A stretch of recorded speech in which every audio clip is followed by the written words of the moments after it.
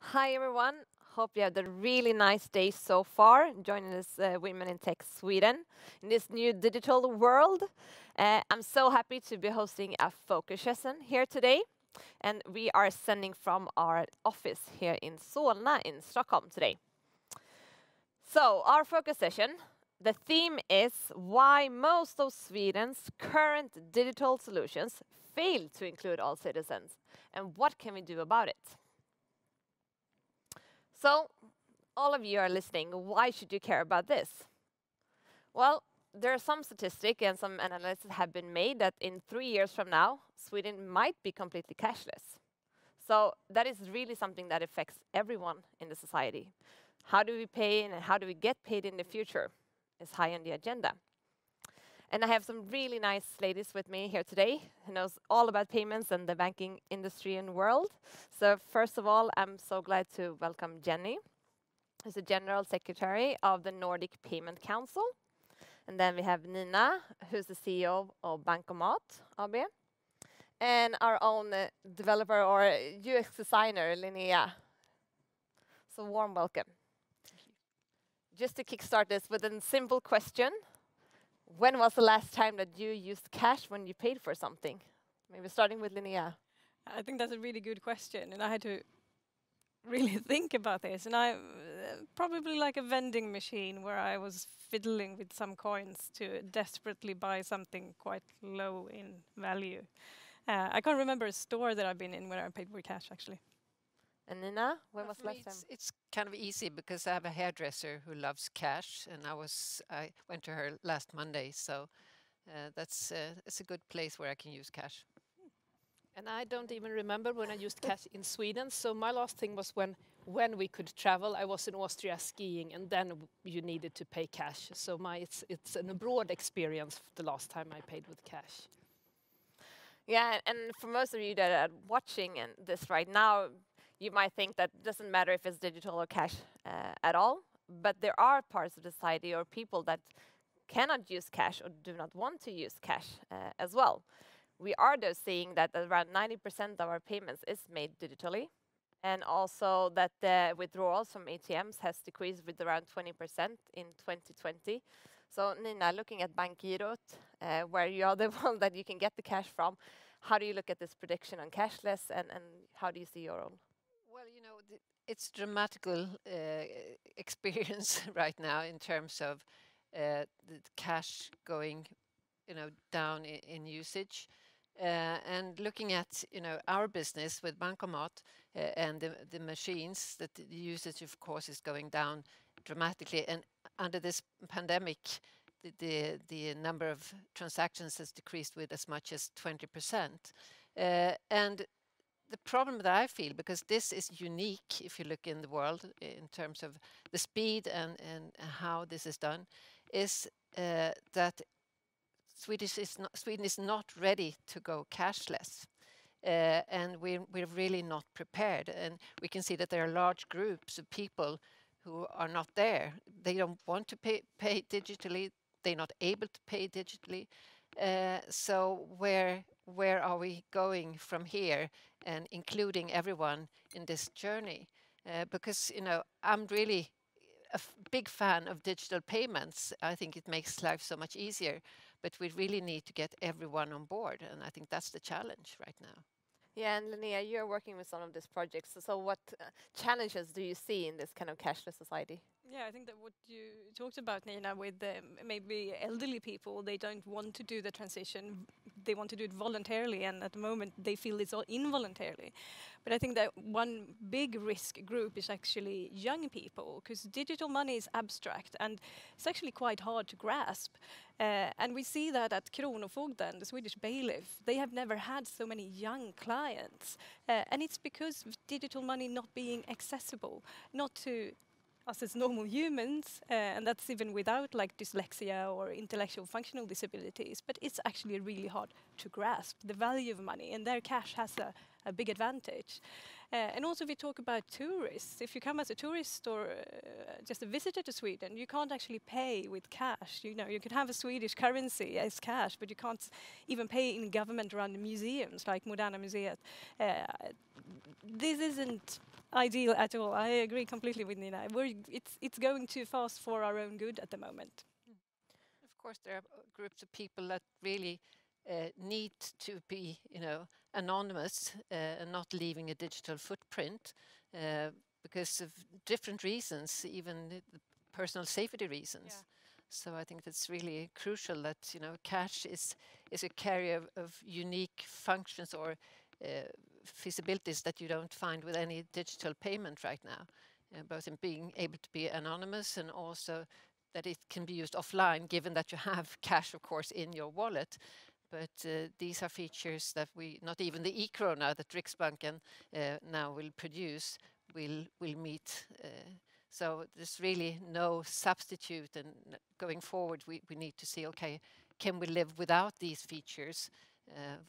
Crisis, in times of crisis or for groups that are not digital, how do we deal with this? And you also have something today as well, as being this bankomat. You also have an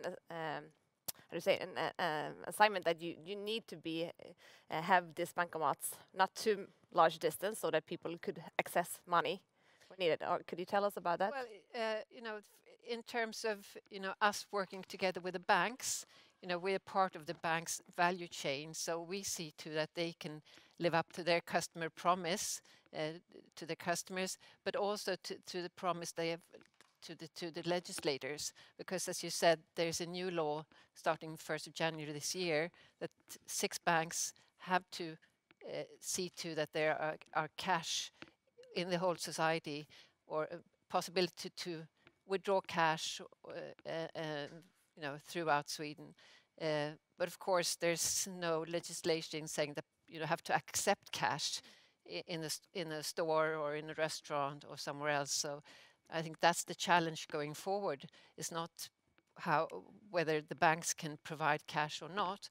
It's a matter of is it the usability of cash as a payment method? Yeah, I agree.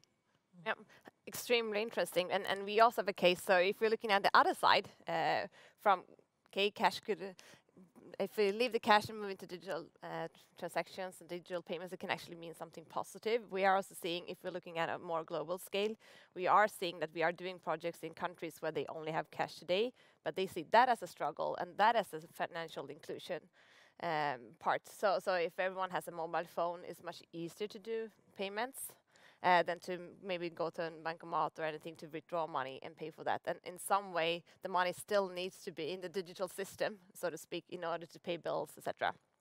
So for this, we see that there is a need of also improving the infrastructure in some of the countries. And Jenny, I know that you are working close with this questions around infrastructure. So what is the Nordic Payment Council doing? And what do you see, how can a resilient and good infrastructure improve? Very good, and I totally agree that we need to have services that includes different needs and different groups.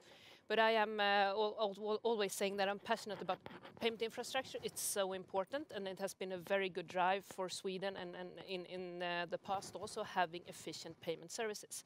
So what the Nordic Payments Council is, which I'm heading, is a non-profit member association founded by the 4 bankers association in the Nordics, and we have members then through payments and credit institutions, i.e. banks and other account holding entities in the Nordics. And what we're doing is actually to harmonize and simplify the payment infrastructure in these countries. We come, as we say, from a very advanced and good infrastructure, but it's really fragmented. It's different in the different domestic areas and so forth. So what we're trying to achieve now is to do it to put a standard formats and processes for payments in the Nordic currencies, Danish krona, Swedish krona, as well as Norwegian krona, and also doing it the same way as for euros, implementing a standard called ISO 20022, which is also being implemented throughout the world with payments. Yeah, why is this so important? Because then we get a foundation to sort of base the services on top of. If the sort of we have a solid foundation, I'm always saying that this is like putting the rails, if you compare it to a railway. So we'll have the rails, so, you know, in theory, things can flow smoothly. And if we have that solid foundation, services on top, that will hopefully and will foster innovation, and hence we could actually develop services that fit more services that can compete, that also can fit different categories in the payments area. So that's what the MPC is doing, and it's a big, good example of collaboration too. This is on a Nordic level. We're cooperating very close to the EPC, which is the European Payments Council, doing the same thing, and this has been working for quite a while in Europe for euros. So that's what I'm doing, and we're doing. And you talk about a little bit of collaboration, the importance of collaboration as well. So Nina, how do you collaborate with the bank? And how do you look at innovation in No, I mean, we try to be innovative as to as great deal as possible. And I think, you know, within the cash area, surely we need to be, you know, look at different ways of managing the business we have. And in this market, which is a very, you know, specialized market, but also for other services, because, you know, our mission is really to have an efficient financial industry, and where payments and cash is one of them, and that's where we come from in terms of doing further business development for the banks to be able to collaborate not only within cash but also in other areas. So that's where we're heading as a business. And the theme for this year's Women in Tech is this power of resilience. So translating that into this conversation, so for example, Jenny, this resilience payment infrastructure, if you say that we only have digital cash and digital money and no cash at all, so what happens if the system crash? Question. Of course, there needs to be resilience in all the technology behind it, of course. But I still I will come back to that. We need to have different kind of services, and that will create resilience in itself. And I can come back to what you said, Nina. I agree with the feature of cash is very particular. I'm not really sure that we could sort of make it to copy it yet. So that needs to be a bit investigated, and also looking into what are the different needs of the specific groups that you mentioned, Linnea.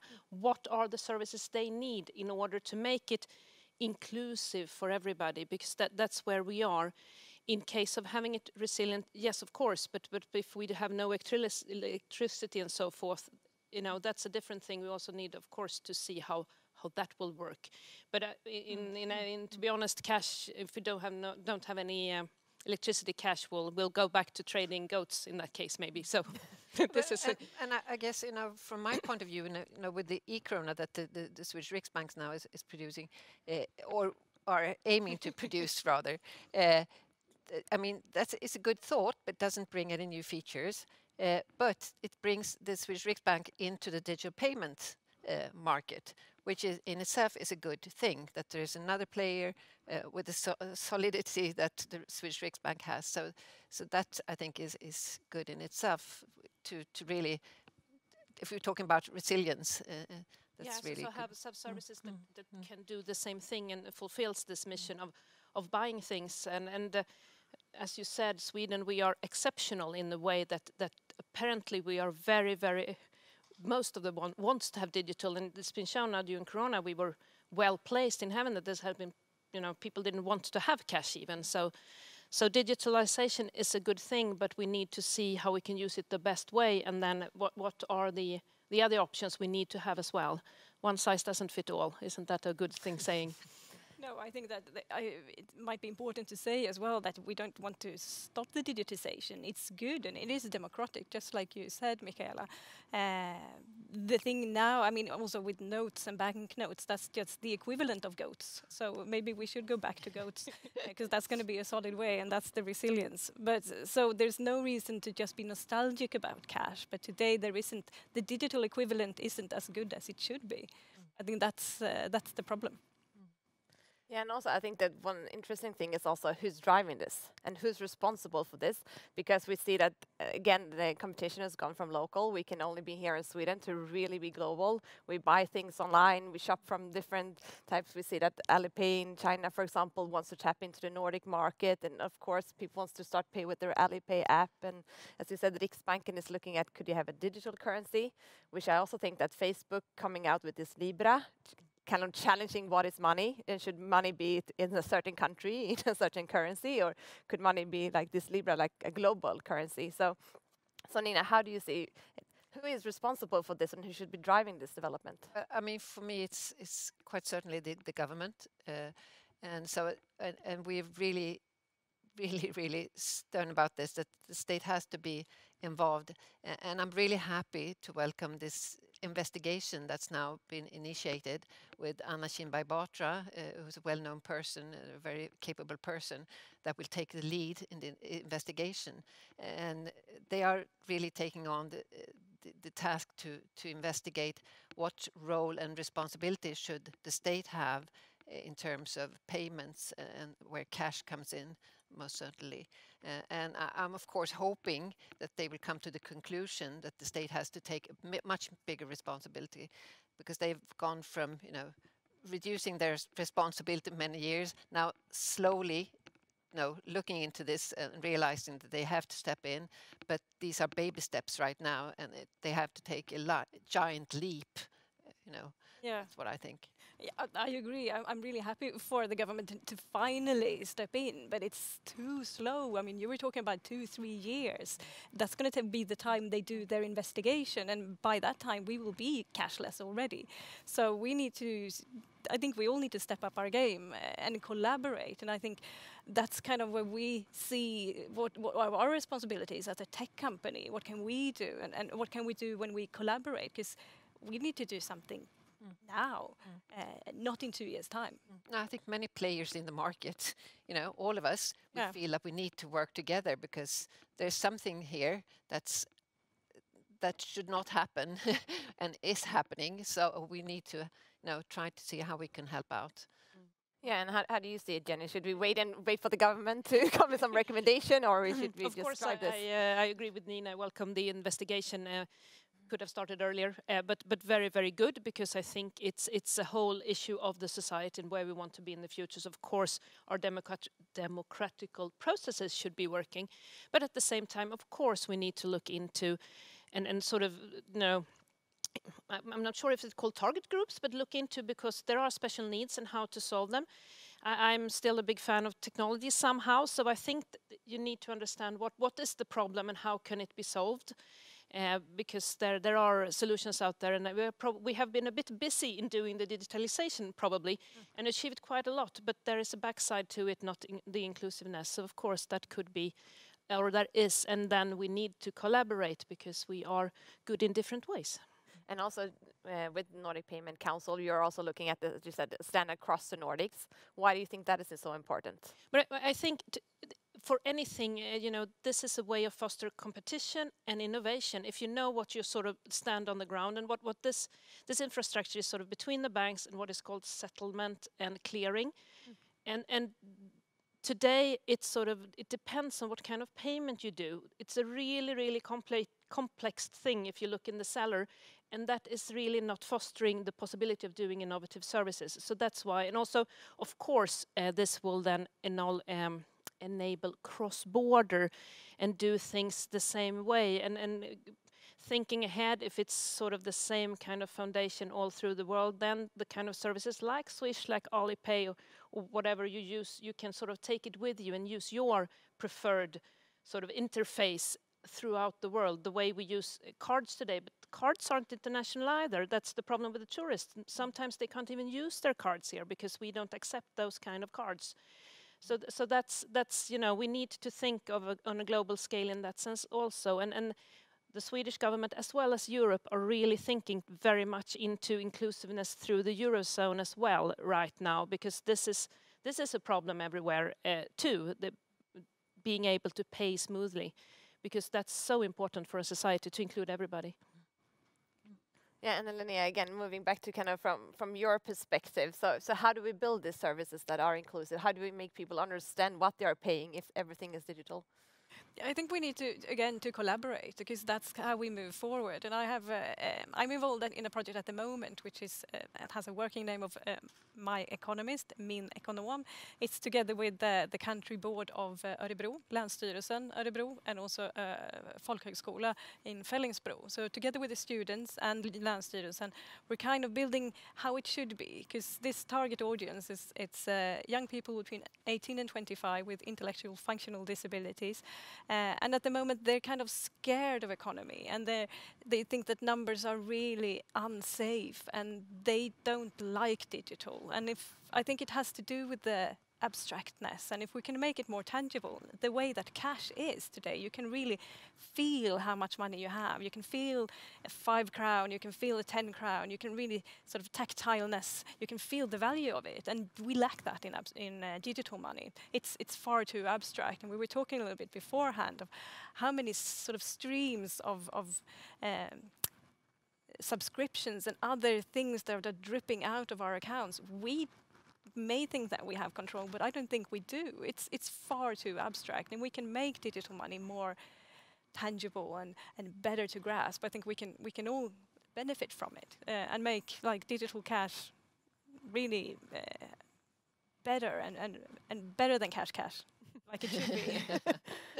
Yeah, exactly. But how do you think we can do that? How can we make this kind of untangible thing in the digital world more tangible for us, or more understanding? Or how should we kind of teach our kids like, what is money if they only see that it's something in the phone and you have endless amount of them? I think that's the challenge we have, and we need to test our way forward, and we need to collaborate. I think that with the Bankomat, I think it's super exciting because you have a very analog way of approaching things. But what is the digital equivalent of Bankomat? What's going to be in like then in 3 years' time if this thing is true that we won't have any cash? Then when Bankomat, what are you going to do? And then it's going to be so I think that collaboration and co-innovation, and like you talked about, that's what we need to build, and we need to do the rails, and then we can talk about what can actually travel on those rails, and that can be several different vehicles. Absolutely. So what are you thinking? What is the way forward? So starting with Jenny, how do you see the coming like 3 years time? If we're moving to this I think we cashless. touched upon everything here. It's sort of investigating what kind of services and do the target groups. I also think education, in some sense, you mentioned, and that goes for quite a lot of groups in society. The fear of technology. And I love the television program Seniorsurfarna, where they actually have kind of famous elderly people trying to do things that they haven't dared to do on the phone. And those things, somehow we also need to embrace and educate people. So I think those kind of initiatives are brilliant. And then, of course, looking into what we can do with the services. And I'll try and do the rails then. That's my thing. Perfect. And Nina, how do you see the way No, forward? I think, focus on the matters we have at hand, and then a flexible mindset. And I think, many players need to look into this and work together and see to that we, take the road into the future, and with digital payments and a digital society in a good way. There are many questions to be solved, but I'm sure we will get there. Linnea, how do you see it? I think that everyone taking their responsibility. Like if we have the government and they're doing their bit, then we as commercial players, we need to do our bit, because we can all chip in. I think it's also really exciting to hear, Michaela, what you're doing, because like we were talking about Sweden and the Nordics, but we're looking into this on a global level. So the question back to you, what do you see? Yeah, but I agree. But I think that, of course, building a really good foundation. And also, I think that we should see it as a possibility. As I said, if there's so many people having mobile phones and the telecommunication is just expanding across the globe, so I think that's really is the future. So, but I think we have a responsibility, as you said, also as an IT company, when we build those solutions. We are building Swish-like apps in other different countries at this moment from TietoEVRY. So how could we think differently when we build those apps as well? It's definitely a responsibility from our side. And I actually remember before joining TietoEVRY, I was working in the banking sector when they made this decision to not have any cash in the bank branches anymore. So I also discussed with Linnea, we had like this elderly ladies coming to the branch office that would normally always withdraw cash directly. So we helped them to get a card, and we walked to the ATM, and then we had some kind of elderly training on how you withdraw money from an ATM, which was really fun. So maybe we should have something like similar, like how do you handle the cash in the mobile application in the same way. So thank you so much. Like, time is running up. Thank you so much for joining us. Thanks everyone who's been watching. There is a chat room actually afterwards now. So all of your questions, we have looked at them and we will gather them. And you can keep posting questions and asking questions in this chat room. So please join us there. Thank you so much.